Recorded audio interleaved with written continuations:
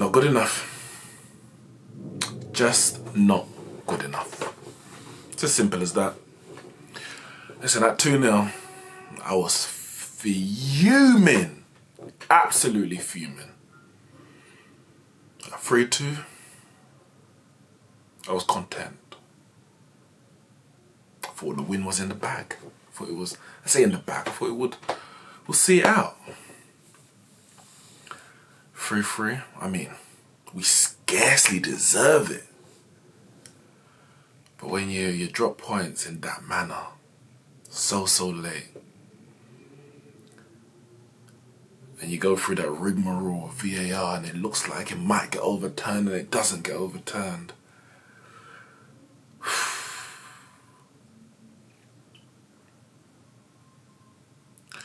Yeah, it's not good, man. It's not good. Sheffield United 3, Manchester United 3.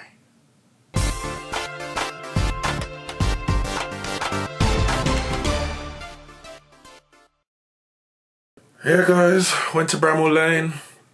I mean, when I did my preview, I said, you know, my heart was saying Man United win 2-1. But logically speaking, we're not going to go to Sheffield and win. Logically speaking, based on how the two teams are playing. And I said, my head said 1-1. I mean, it was a draw in the end. Literally, all three results were possible. All three results, the way the game went. Let's start at the beginning. Let's start. And obviously, we know we had our injury issues. McTominay out, obviously Pogba out, Rojo out, Shaw obviously still injured. Yeah, I think Young was on the bench. Tuanzebe just come back. Matic just come back. The options were limited. So he went with Solskjaer went with a 3 at the back, 3-4-3. And the third defender he picked, alongside Lindelof and Maguire, was Phil Jones. And I think everybody, literally every fan's reaction, bar none, on the inclusion of Phil Jones, unanimous. Absolutely unanimous. The guy cannot play for Man United. He can't. We've known this for years. And it's, I know, I say in the summer, Jones or Smalling have to go. For me, because both of them are not good enough, but for me, Jones is the worst out of the two. In the end, Roma went for Smalling, got him on loan. And I think the fact that nobody came in for Jones tells you all you need to know. If he ain't good enough for nobody else can see the value in him, he definitely ain't good enough for us. And he showed it today. Ball over the top, every ball over the top. The man was struggling. And the man was struggling all game. Like, he went in for a few tackles. And I say all game, he only played 45 minutes. Went in for a few tackles. Lunged in. Yeah, got the ball in a couple of them. But that's Jones. Frantic. Everything is frantic. No composure. Opening goal, ball down the channel. Easy, comfortable. Some are saying foul or no. You know what? Maybe it was a foul. But what happened was inexcusable. You either clear the ball, see the ball out, pass it back to the keeper, or turn on the inside and go down the flank. He didn't either. He let the ball bounce, looked around, lost the player, lost the ball. Player comes in, I think it was a Lys Mousset, who had a very good game. Shoulder barged him. But you got to be stronger. You have to be stronger. I think if he came directly from the back, yes, foul. But it was kind of sideways. So I understand the referee not giving it. But if he gave it, it's more than understandable. It probably is a free kick, but inexcusable. 1-0. And we were lucky to only be 1-0 at that point, because De Gea already made a double save from Lundstrom and McGoldrick. brilliant second part, second save in that double save. The first one was very good anyway. And then for the first goal, Lundstrom latched onto Muse's pullback. De Gea, good save with his feet, but Kane ricocheted out and hit Fleck on his knee and went into the goal 1-0. I said we didn't deserve anything more than that. Lucky to only be one at that stage. We didn't have our first shot in the game until the 30th minute. We were terrible. Utter tribe. I was about to say from back to front, but that's not true because David De Gea had a good game. But from defence through midfield into attack, utter tribe. Terrible. You have to put it down, firstly and foremost, the coaching. You know what? I'm going to put, it's not even firstly and foremost. Firstly and foremost, it's the player's will to win. The desire to compete. It wasn't there. So forget coaching for a second. Forget all the fancy, whether to press or where to move when you pass. Where was the desire? There was only one team actually trying to play football. And I don't mean play football as actually out there trying to win a game, a competitive sport. There was only one side. And it wasn't us. The Sheffield fans were chatting, there's only one United. And on that pitch, there was only one United. Manchester were just making up the numbers. It was terrible. There was no energy, no urgency from the front, no movement. From the back, no strength. And in the midfield, pathetic. Absolutely overrun, outstrengthed. Time and time again. Maguire, Jones, Brandon Williams, he had a terrible first half. He was terrible. I'm not going to lay into him. He's a young lad. But he had a terrible first half. Andreas Pereira. Brazilian. No, you're not. No, you're not. Just forget it. Who you fooling? You're not fooling me. I can't be fooled anymore. Listen, I can't be fooled. You had me fooled. You did. I'm not lying. You had me fooled. When you were in Valencia, over in La Liga, doing bits, you had me fooled. When we come to pre-season, you had me fooled. I can't be fooled anymore. You ain't good enough. You're not good enough for Man United. That's 100%. Are you good enough for Premier League? The jury's out. I don't know. But as far as Man United is concerned, you ain't good enough for Man United. I don't care whether it's the number 10. People are like, he has to play him in his right position. Whether it's on the right wing, his wrong position. Central midfield. You're bad. You're poor. You can't pass. You can't tackle. You're weak. But I'm not going to blame Solskjaer for playing him because the other options, Matic? He ain't no better. He ain't no better. What I will blame Solskjaer for, forget. That's it. Get back to the players. The front three. For the first 70 minutes, utter tripe, utter garbage. Listen, at times you're thinking, are they even playing? Yeah, you might argue the service. No, you can argue the service into them weren't good. Fair enough. But when it did come, what did they do with it? What did they do with it? The ball's bouncing off Martial. No movement from James and Rashford. And when they do get it, the final ball's poor. Not beating the man. It was poor. It was terrible. Pereira and Fred, who wasn't even that bad. But the performance itself and overall was so bad that it didn't cover anyone in glory. But Fred wasn't that bad. He was decent. But when he got the ball, nobody in front of him is moving. It's only, I think there was one time it was in the first, no. I think it was in the second half where Martial came short. You're like, finally. There's actually, the front three are not actually mannequins. I was worried. I thought they actually might be dead. They were just statues. And then Martial came short, picked up the ball, It opens up because you come short. What does defenders do? It gives space for Rashford and then James to run in. It gives the defenders something to think about. We did not give them anything to think about until midway in the second half. He went short, picked up the ball, shot, past the post, but something different. Before that, pathetic. I mean, even up to then was still pathetic, but it was something. Then they get the second goal. Was it Pereira? Yeah, Aaron Wan-Bissaka got the ball, passed him to Pereira. Wasn't the greatest pass, but should be good enough for him to trap. He doesn't control it. They break. Neeks Match lays it off to Fleck, makes a run in behind the midfield. Midfield completely disappeared. Lindelof has now, obviously, everyone's come across because Wan-Bissaka's further up the field, but there's a big gap now between Maguire and William because he hasn't followed the cross. He makes that pass in behind Fred. Mousse runs onto it, and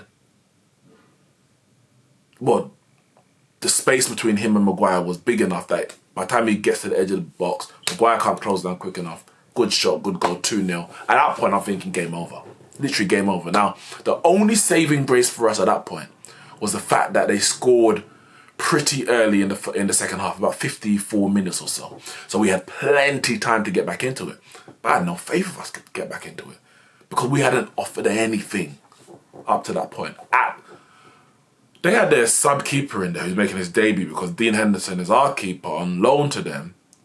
So they had to play a sub-keeper, and we didn't test him. Until, obviously, half-time we've taken off Jones, thank God. Listen, I don't want to see him again. I know we've got injuries and certain times. You're going to have to see him. That's just a reality. But I really don't want to see him. Don't. If we have to get rid of him in January just to not see him again, then so be it. I don't want to see him again. He's poor. 27 years old. He's supposed to be the best in his best years. And you know what? He might be in his best years, but it just ain't good enough. They ain't good enough. Yeah, Lingard comes on half time. He goes behind the striker. I've changed to 4-2-3-1. They got 2-0 up. Then we make another change. Let me just double check if we make the Mason Green will come on before. No, we got the equaliser first. Oh, sorry, the equaliser. We pulled one back. So Neeks Match goes off injured. He was actually going to come off just before he got injured, but he goes off injured. And then it's a ball from the right from Daniel James, a cross.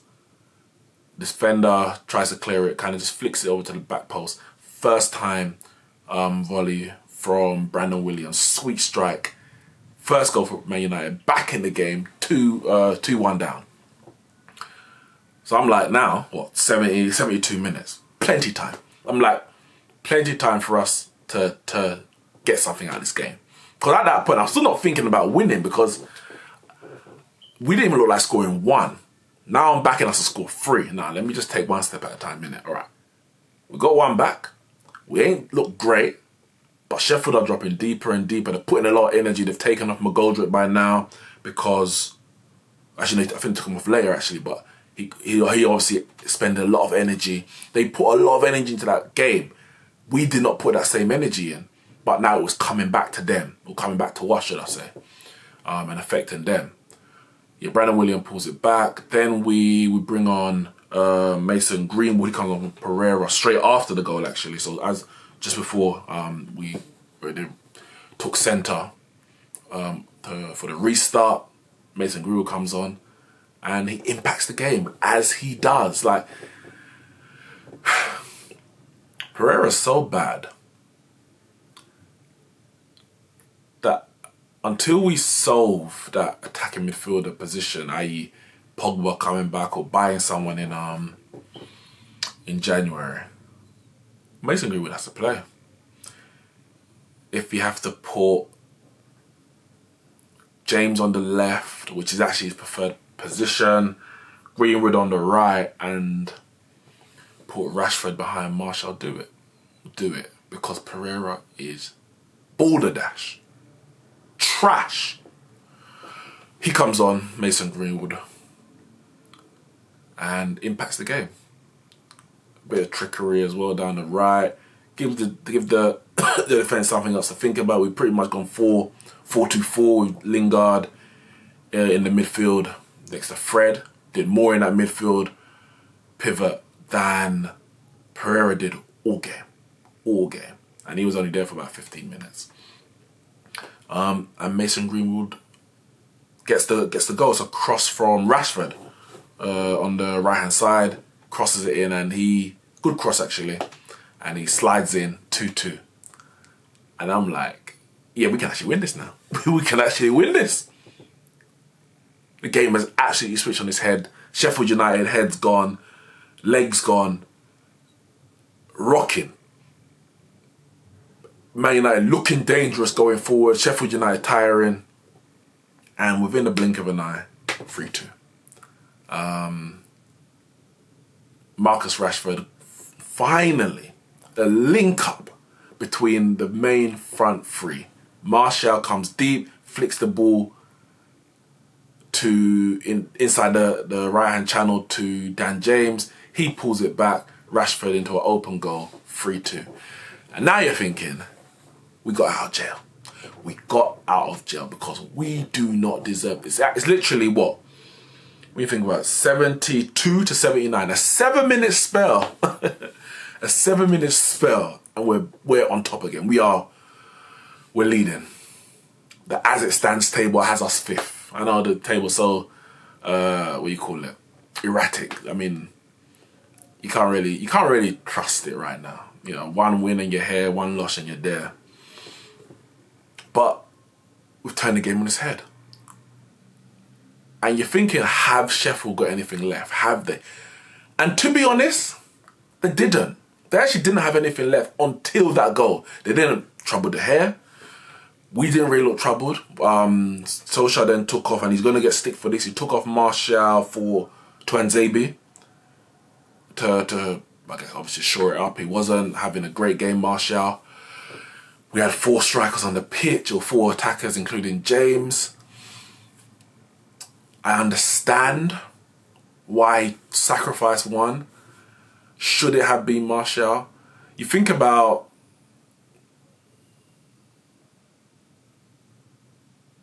what's his name? Mourinho, when he was at Manchester United. And he used to play Zlatan like all game, 90 minutes. And you're thinking, take him off, man, take him off. Like, give him some rest, take him off.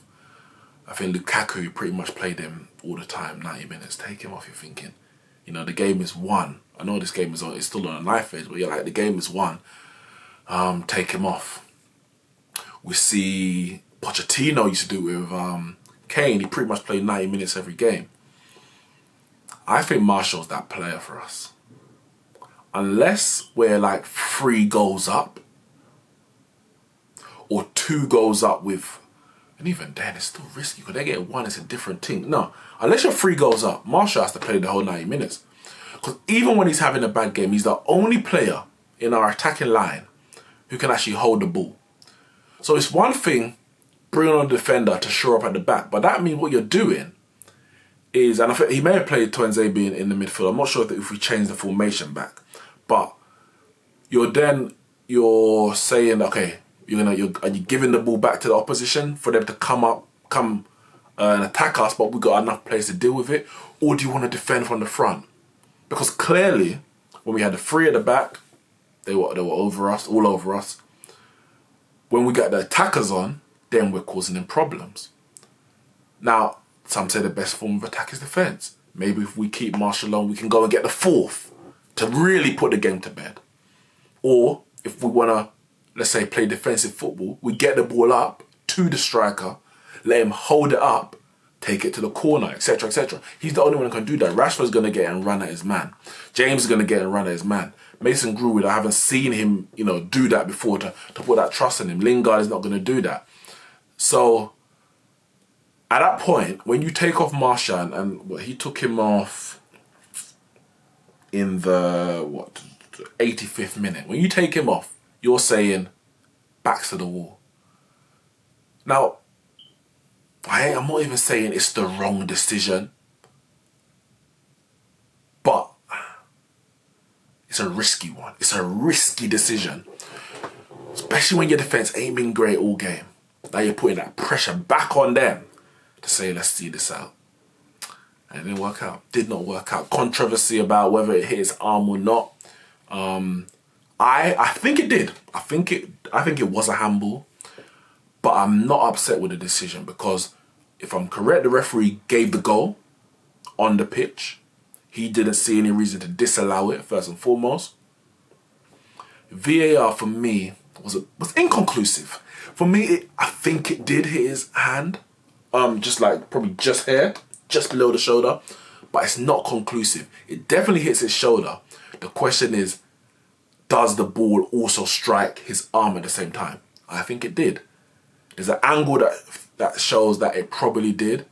But it's so close that for me, I'm content to stick with the referee's decision on foot. If the referee gave it handball, then again, there's nothing conclusive to say that's incorrect, so you don't change it. But I think it was a handball. Wasn't given 3-3. As I said, we didn't deserve to win the game. If we won the game, that is a smash and grab comeback that we did not deserve. Sheffield United did not deserve to lose that game. The way they played it, passed us off the pitch for 70 minutes. They ran us off the pitch for 70 minutes. The coaching has to be questioned. Has to be questioned. What are we doing? What are we doing in training? Because I ain't seen it on the pitch. Solskjaer can't get away from this. He cannot. Look at how Sheffield United are playing with players as bad as ours are. Players not of the same individual ability as what we've got on the field. But it's like they never met each other. They don't know where to go when we've got the ball. They don't know where to go when we haven't got the ball. Pass. Do we pass and move? Do we create triangles? Where's the patterns? What are we trying to do? How are we trying to build up our attacks? When we get the ball in defence, how do we transition that up the field? It seems it's very individualistic. Give the ball to Rashford, let him run at a man. Marshall James, run. I mean, they didn't run today, which was an issue. But if you're just relying on getting the ball to your front players and letting them work some magic, it's going to be one long-ass season or long-ass tenure under Ole. What are we doing in training? You can see what Sheffield are doing. You know when one of them pick up the ball, everyone else knows what to do. When one of our players pick up the ball, it's freestyling. It's actually freestyling. Ole cannot get away from this. He's been in the job for nearly a year. I'm not saying he's got all the players that he wants. Of course he has. I'm not saying this team is good enough for what we want. Of course it's not. And I have to respect Sheffield United. They have given everyone problems at home. Everyone. They beat Arsenal. They were very, very unlucky to lose to Liverpool. Missed the goalkeeping error from Dean Henderson. I don't know all the other results. But there's a reason why they're sitting in the top 6 at the moment. But there's also a reason why we've only won one of our last 10 or 11 away games in the Premier League. What is our plan when we go away from home? Other than defend deep and hit teams on the counter-attack. We're supposed to be the ones pressing. We're supposed to be the ones in possession. We're supposed to be having the overlapping fullbacks. Creating 2-on-1 situations down the flank. It's getting done to us. Like, we're the relegation team. No disrespect for Sheffield United. Man, they came up from the Championship. Still got a lot of Championship players. But they're playing like seasoned veterans in the Premier League. We're looking like the newly promoted side more time. And it ain't even just about this game. But this game for me is the epitome of how we are at the moment. We haven't got a plan of play, especially away from home. But moments of brilliance or spells in the game, when everything clicks, that third goal was when everything clicked, we're dangerous. But we can't be relying on everything clicking every single time for 90 minutes before we can not even score, but create threatening opportunities. We actually didn't create any real dangerous situations until the goal. Sheffield United, before that, looked like they could score, not at any time, but in a much more structured and a much more evident way than us. Ours was what we were hoping for, a set piece maybe, or a shot from long distance. You could see what they were trying to do. We couldn't deal with it. We couldn't match it. So in the end, we're lucky to get a draw. That's the truth. We're lucky to get a draw. Solskjaer, he's under pressure. Solskjaer is under pressure. Don't get it twisted, because the run we got coming up ain't great. It ain't great at all. Tottenham have to come to Old Trafford. We got to go to Man City. Imagine going to Man City and playing like we did for 70 minutes. And I say 70 minutes. I'm going to say longer than that. It was a 7-minute spell where we got those 3 goals. So we're really talking 83 minutes of the game. If we play like that at Man City, we'll get destroyed. Absolutely destroyed. We got problems. We have got problems. And I tell you what, a draw ain't a good result. Could have been worse. But for Solskjaer, could have been fatal. If we lost that game, could have been fatal. No doubt. Right now, fans are already saying Ole Out. Listen, fans are Ole Out. Don't get it twisted. There are a large number of fans who are Ole Out. If we won the game, they're still going to be Ole Out. We draw the game, they're Ole Out. If we lose the game, they're definitely Ole Out. And there's others who move to that. So maybe this is just a stay of execution for Solskjaer. Maybe it is. Could have been worse. Should have been better. In the end, the spoils were shared. Sheffield United 3, Man United 3, sitting in 9th place, 2 points off 5th. We are now, let me check that, 4th place, 9 points off 4th. It's getting bleaker and bleaker as the weeks go by. Bleaker and bleaker. This was a chance to close the gap. Chelsea lost yesterday. This was a chance to close the gap. We didn't take it. I can't say I didn't expect it. Can't say I didn't expect it. But when you come that close, it's sickening, man. It's sickening. Guys, hit the like and subscribe button. Share this video. Let me know in the comments below your thoughts on everything that I've spoken about. Solskjaer, the match itself, the race for, or the not race for top 4, and anything else. I'll see you all soon.